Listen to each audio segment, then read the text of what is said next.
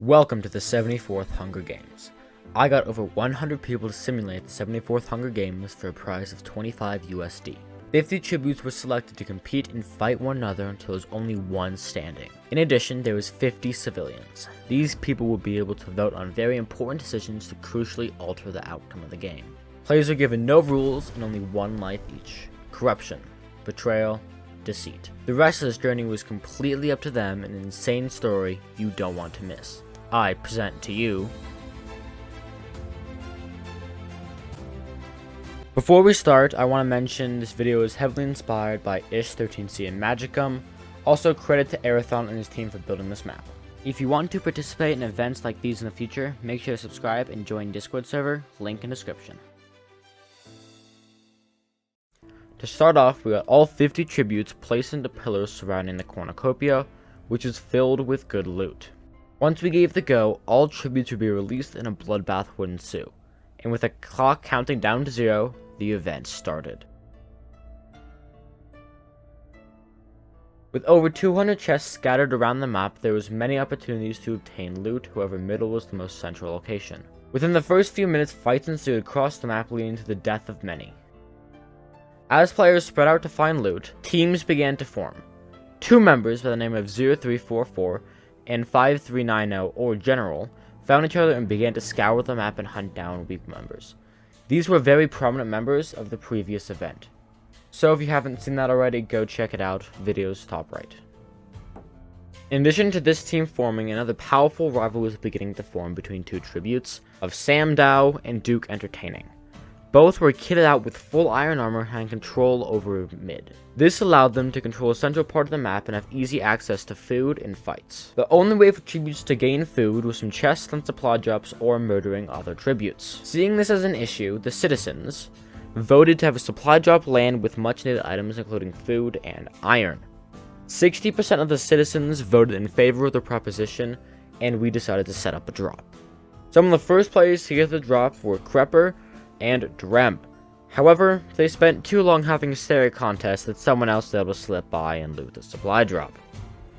I mean, look at these two lovebirds, they're so happy.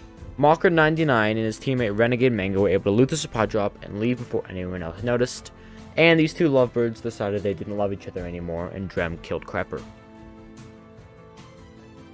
In order to make use of the iron that they found at mid, Mocker and Renegade needed to get to middle in order to craft up their items.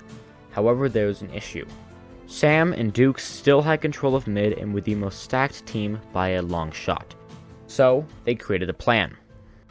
Mocker and Renegade were able to get to mid. Their plan was to use one of them as bait to draw out someone and then destroy them from both sides. They used the help of a third party to chase out Duke Entertaining from middle and solo out Sam. Saving this opportunity, Renegade and his teammate engaged Sam.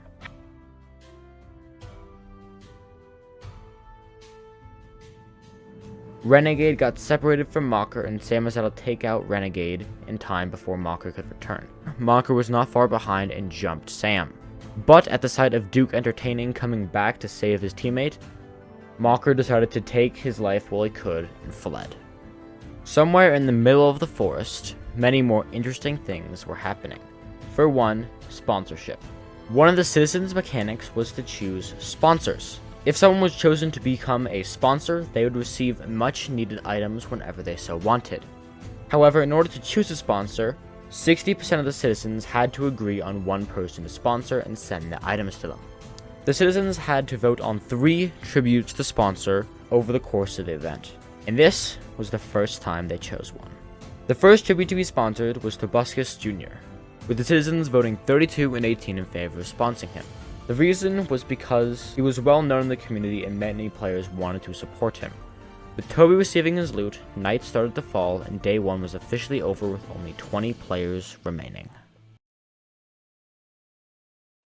To start off day 2, I decided to do an event to spice things up. I was going to do an event called Bounty Hunter. Without telling them what it was for, I had the citizens vote on a random player. The player they chose was 5394, or General. I put a bounty of $5 on General's head to whoever killed them. So whoever killed General received $5 in cash whether they won the event or not. With this, he's also glowing bright yellow, and he would have his codes publicly announced every 2.5 minutes. However, there was a large upside for him. If he was able to win the event, he would receive double the money, so $50 if he won the event. Many people were incentivized by this prize and started to hunt him down. One of those members was Toby, the previous sponsor. However, as he was hunting General, he got ruthlessly murdered by a squad, and all of his sponsor items went to waste. In the wake of Toby's death, the citizens decided to vote on another person to sponsor. They chose a team of 2 members by the name of O'Trempy and his teammate Isaac Boy 505. They were heavily undergeared with leather or chainmail at best, but with this, they now had one fleeting hope to win it back if they were able to get to mid and craft up iron armor. The only issue was Sam and Duke were still at mid. Even with Renegade's attempt to destroy that, they still had full control of mid and full abilities. So they decided to bide their time and wait for an opportunity. With teams being spread out all across the map, I decided to shrink the border. This would have forced players closer and closer towards middle and forced an engagement. As the border shrunk, teams became very close, virtually on top of each other without noticing. Then, I decided to do another offer. The bounty with General was still going, but no one seemed to be able to find him, or of the interest to try and kill him. So I decided to spice things up and potentially break some teams. If any tribute was able to kill anyone within the next minute, they would receive very powerful items such as Protection 3, Gapples, and Diamonds. This could be their teammates or any random enemy. However, something I did not expect took place. The most powerful team of Sam and Duke, who had collectively murdered 1/5 of the lobby, had decided to create a plan and reap the benefits of this event. Following through with their plan, they were able to successfully kill another player and receive the items. However, the tribute they decided to kill was Duke entertaining himself, Sam's only teammate. Duke sacrificed his life in order to give Sam a better hope, because eventually they knew they could only be one winner. So Duke sacrificed his life in order to give Sam a fighting chance to win. Currently, the whole world seemed to be against Sam, with everybody viewing him as the #1 target due to how stacked he was in the position he held. Now alone, many teams took this opportunity to try and catch Sam off his guard. Among them, 0344 and General's team took this opportunity to loot Duke's body and engage Sam. However, shortly after, 0344 fell to Sam's axe after not being able to escape, and General fled for his life. Then, on a rampage, Sam spotted O'Trempy in the trees and took chase. However, shortly behind Sam, O'Trempy's teammate Isaac Boy was racing against time to get to Trempy, so they both had a chance. Both of them were unable to get to mid and successfully use their items, and thus were heavily undergeared. Eventually, after a long chase, Sam gave up chasing and instead found a new target, General. Both were relatively evenly geared, but General still fled, unwilling to confront Sam head-on. With Sam so far from mid, O'Trempy and Isaac Boy were able to get to mid and successfully make use of some of their sponsored items, upgrading from leather to partial armor with some iron axes and swords. However, they were chased off once more by Sam and were unable to craft all the items they needed. With Isaac and O'Trempy successfully fleeing into the night, Day 3 had officially ended with 8 tributes remaining. The final day was upon us.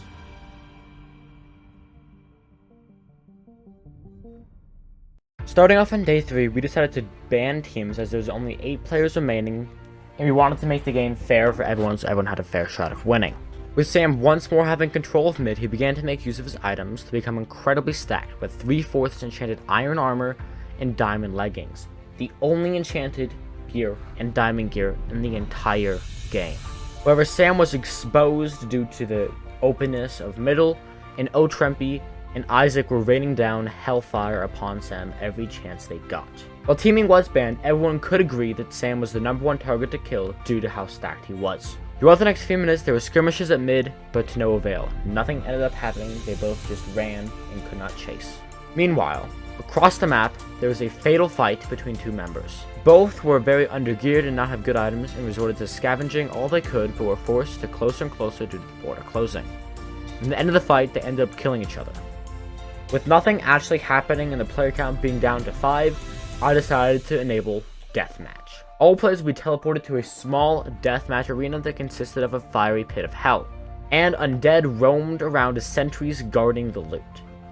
At mid, there stood one lone tower. Inside had a variety of loot, each containing arrows, fire res potions, and golden apples. He teleported all members in on their each unique corner, and with once again a countdown, deathmatch began. With members released, they spread out and began to have bow duels as no one wanted to be the first to engage and get third party. Seeing his opportunity, Isaac went to loot mid but was shot into lava shortly after and murdered by his former teammate Trempy. However, Trempy was not able to hold mid for long as shortly after General came to mid.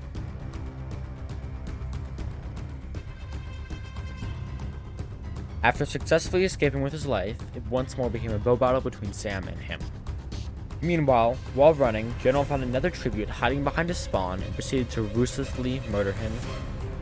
Meanwhile, somehow Trempy was holding his own against Sam even though he was heavily undergeared comparatively and didn't even have a shield.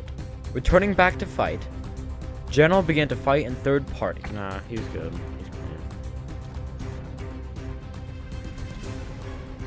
He's definitely getting teamed on. And after some intense fighting, with a final blow, Sam had fallen to Trempy. Now it was Trempy the undergeared underdog versus General a renowned fighter and strong contestants. After chasing General away, Trempy was able to loot Sam's body, and now it was time for a final showdown with a relatively even gear on both sides. No running, no hiding, all the previous effort came down to this last fight to win $25.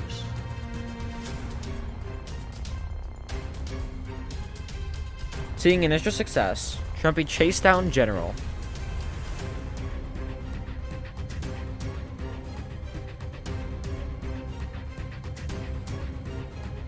In for Trempy. Dude, Trempy's going in. Will he kill him? Oh my god. Oh, he got the bounty and he wins. GG. And with a final blow into lava, the event ended. Trempy, the underdog throughout the entire event, having only chainmail until the very end, was able to win both the event and claim the bounty on General's head. However, instead of taking the money that was rightfully his, he donated it to a cancer research institute. Maybe next time, you'll get to make the difference. But only if you subscribe and join Discord server, link in description.